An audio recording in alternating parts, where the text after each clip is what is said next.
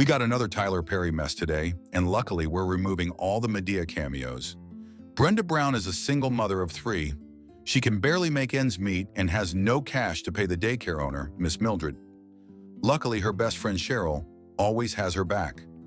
Surprisingly, Brenda receives a letter from a Larry Brown saying that her father died. Included in the letter are some bus tickets to Georgia. This is a shock to Brenda because she never knew her father. Unfortunately, the plant where they work gets shut down and they are left with no money or compensation at all. So Cheryl advises Brenda to go to Georgia because she might inherit something from her father. If not, she can ask her ex, Mike, for some child support. Brenda has 3 children, Michael, the ever-loving eldest son. That's a child, Tasha, the second, and Lena, the youngest. Brenda is sad because the bills are piling up and they don't have enough food in the house. Michael assures his mother that everything's going to be fine. But Brenda reaches her limit when their electricity is cut off because she can't pay the bills. Despite the struggles, Michael does his best at school. He's a good basketball player and doesn't mind using a pair of broken shoes. Still, he wants to work to help his mother. His friend Calvin has managed to buy his own car by selling addictive baby powder. So Brenda doesn't want Michael spending time with Calvin. All she wants is for Michael to focus on his studies. Early the next day, a man named Harry Belton invites Michael to a summer camp for basketball players. He has seen him play and sees his potential. But Brenda refuses to let Michael join. In fact, she wants him to finish high school first before focusing on his basketball career. Harry asks Brenda out to lunch, but she immediately turns him down. That's a good man, Savannah, and he tall too. After that, Brenda takes her youngest to Miss Mildred's daycare. She doesn't have any money, but she's hoping the old woman will do her a favor. Miss Mildred lets them in and even offers Brenda something to eat. She acknowledges that Brenda is a good mother and agrees to take care of the child for a few hours. Then she encourages Brenda to have faith and to continue praying. Cheryl and Brenda then visit Brenda's ex-husband, Mike. Mike is Michael's father. All that Brenda asks is a little amount of money to help her get through. In the past 17 years, Mike never gave any financial support for Michael, dusty and ugly. Cheryl threatens to report him for not giving child support, but he still doesn't budge and tells them not to bother him again. So the crazy hoe throws a brick at the brick. In just a few days, Brenda takes all her children to see her father's side of the family. They are welcomed by no-neck Leroy Brown and his daughter Cora. When her kids meet Leroy at home, Mommy, I like the crown. He looks like a flag. Larry Brown and his wife Sarah show off pictures of the late Mr. Brown. But before Brenda can say that Mr. Brown was her father too, Vera Brown and her son Will walk into the house. Vera is mean, dramatic AF and straightforward. Vera even makes fun of Cora for being big-boned, calling her an eclipse. It turns out Cora is Medea's child, and Vera criticizes Leroy for sleeping with Miss Big Backery. Will apologizes for his mom's behavior. While playing outside, Michael is surprised when he sees Harry that afternoon. It turns out that Harry is a family friend, and Will has known him for a long time. Will shares that Harry was an incredible basketball player before he retired. Inside, Tasha admits that she and her siblings weren't eating a lot because money was tight. On the other hand, Vera blurts out that Cora been eating all the food. Curious, Vera inquires where the kid's father is. So Brenda reveals that all the kids have different fathers. Insultingly, Vera gives Brenda a $10 bill which she refuses to take. Harry is surprised when he sees Brenda again. He wants to have another shot at asking her out. So he asks Will if he can join them for dinner. What if these two are step-siblings? At the dinner table, Vera finally asks who Brenda really is. Brenda reveals that Mr. Brown was her father too, and that her mother's name was Carol Cassidy. The rest of the family can't believe it. So Larry explains that Mr. Brown admitted everything to him before he died. Apparently, Brenda's mother was the love of his life, and before Mr. Brown became a deacon, he was a pimp in Chicago. All the women he introduced to the family were his bedroom yoga workers, including Brenda's mom. They're all shocked that Mr. Brown knew how to put it down. After dinner, Harry approaches Brenda and asks her out on a date. But Brenda explains that she only came for her father's funeral the next day, and not Tall D. On the day of the funeral, Leroy, with his toupee, begs the pastor he wants to be next in giving a speech. He does, and it's a very long and boring one. By the time they're about to bury Mr. Brown, Larry has already lost his patience. So when Vera dramatically belts out a song, Larry pushes her into the grave as well. Brenda plans to return to Chicago, but they tell her she has to be there for the reading of the will the following morning. So Brenda has no choice but to wait. Harry offers to take her and the kids to see what's around town. When Vera sees this, she immediately warns Brenda about Harry. She says she doesn't want Brenda getting hurt because of him. As promised, Harry takes the family to the amusement park, where he gets to bond with Michael and the kids. After that, Harry admits that he was married for 6 years and has 3 kids. But that was already some time ago. Now he wants to get to know more about Brenda, but Brenda is too traumatized by her past relationships that she'd rather focus on her kids. Harry sees Michael's potential and wants to coach him. Brenda understands this and lets Harry train her son. So he promises to visit regularly to coach the boy in hopes that he can coach her pussy.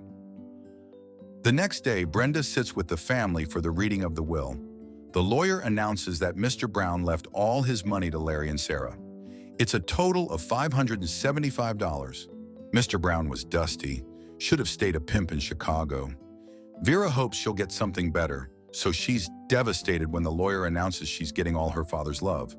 That and nothing more. As for Leroy, he's getting the house. He is not happy because the house is already falling apart. To everyone's surprise, Brenda gets Mr. Brown's old rental property. However, when the family visits it with Harry, the children say they prefer to live in the projects because it looks like someone's been squatting in it. While packing, Cora gives Brenda some cash from her and Sarah.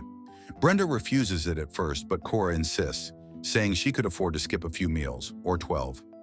As soon as Brenda returns to Chicago, she and Cheryl start looking for a job, but they're not lucky enough to find one. A few days later, Mike offers to give Brenda money if she sleeps with him. What the hell? Offended, Brenda tells him to leave. Mike doesn't really want to support Michael because he's not sure if the boy's even his son. In fact, he even gave Brenda $200 for an abortion. They are unaware that Michael has heard everything. He confronts his father and tells his mom to stop begging for help. Michael claims that he can help the family and do the work on his own. He stomps out of the house before Brenda can even stop him. Later that night, Brenda tells Harry what happened. Michael meets up with his friend Calvin and asks to work for him. Just then, Harry arrives and convinces Michael that he's about to make a big mistake. Harry reveals that he was a pro basketball player back then, but he gambled and ended up losing his wife and kids. He has lost everything, so he doesn't want that to happen to Michael. He invites him for basketball practice the next day, but Michael doesn't take his advice and turns back to talk to Calvin. When he returns home, Brenda is still awake and waiting for him. She knows he's selling donut powder with Calvin now, so she quickly calls him out. Michael insists that he only wants to earn so he can help pay the bills, but Brenda doesn't want him to go down that road and end up getting shot and killed. So she throws him his bag and tells him to leave the house. Michael apologizes for what he did and refuses to go anywhere else. He promises to stay with his mother and help her out with taking care of the girls, and that he's going to do it without getting in trouble. So the next day, Michael attends basketball practice. Later that night, Michael meets up with Calvin and gives back the money he got from his first and last sale. He can't continue selling drugs and prefers to play ball. Calvin understands and wishes him the best. Just then, 2 men confront Calvin for selling Ozempic in their area. Calvin fights back while Michael runs as fast as he can, but one of the men chases and shoots him in the back. Harry and Brenda are at the restaurant and having some casual talk. Brenda knows that Harry likes her, so she tells him that they can't be more than friends. While they're talking, Cheryl walks in and delivers the sad news about what happened to Michael. Brenda rushes to the hospital and prays that Michael survives. Harry stays by her side and comforts her. When Mike gets there, he looks so annoyed and tells Brenda to stop calling him. He couldn't care less about the boy and just wants Brenda to stop calling him. Seeing the confrontation, Harry immediately steps in. Upon seeing him, Mike turns his back and leaves. Dusty, good for nothing, dead beat. Luckily, Michael survives. He soon gets discharged and returns home. As soon as he's feeling better, he's back on training, and Harry looks after him. Harry has also started to spend more time with them since then. After a while, Brenda decides to move to Georgia for good. She says her goodbye to Cheryl, and they hug it out one last time. When they get to their new home, Brenda is surprised to see that it's been renovated and upgraded. The Browns are there to welcome them home. They reveal that they all pitched in some money to fix the house, and they also ran a fundraiser at the church. But Harry has put in the biggest amount of money. When Brenda excuses herself, Vera finally voices out her worries. She thinks that Harry's only good to Brenda because he wants to use Michael for his own gain. Harry sees potential in the boy and knows he can make it to pro. So Vera assumes that Harry will use Michael as a piggy bank to pay all his gambling debts. They are unaware that Brenda has heard the conversation. Later that night, Michael reveals that he signed a contract with Harry under a lawyer's supervision. Harry is now his manager. Apparently, Harry only did it so that other coaches wouldn't take advantage of Michael.